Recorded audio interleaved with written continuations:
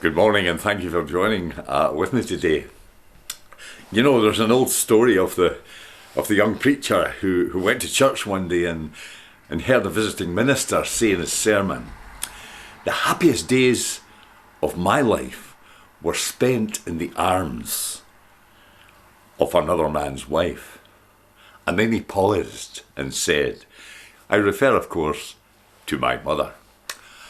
And the young fella thought, "That's brilliant. That will spice up my sermon next time I've got to go out visiting somewhere." And so he tried it. He said, "The happiest days of my life were spent in the arms of another man's wife." But at that point he had a mental block and he couldn't remember the punchline. He struggled for a bit and then he said, "The happiest days of my life were spent in the arms of another man's wife, but I just can't remember her name." Well, he was confused, was he not just? And there's a story told of two men who were a bit like that young minister, confused. They walked along the road to a place called Emmaus, and events had taken place that had left them baffled and uncertain. And listen, many of us have been there. And then a third person joined them. And it sounds like their heads were so down as they trudged along that road that they didn't pay a great deal of heed to this new traveller.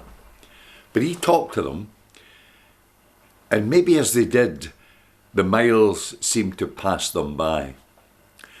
They arrived where they were going, and they were so taken with their new friend that they begged him to stay. And he did. And then something happened. He broke bread. A silence fell over the table, and they just knew.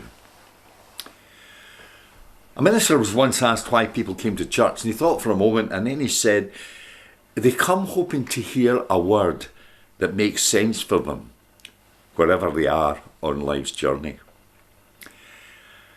It was not the road that these fellows hoped to be on. It was a road with very little direction, little hope. They had headed out of town defeated, wanting to put some space between them and what they had lost. And perhaps there may be one or two of you listening to me today who have walked that road.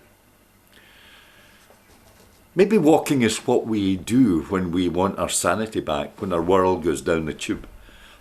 And you know what I'm talking about. Life as we know it has taken a wrong turn, and we need to walk away.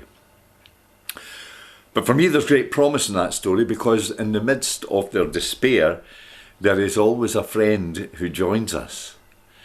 And I kind of like that they didn't recognise Jesus. And it's true that Jesus often comes to us in the guise of a friend.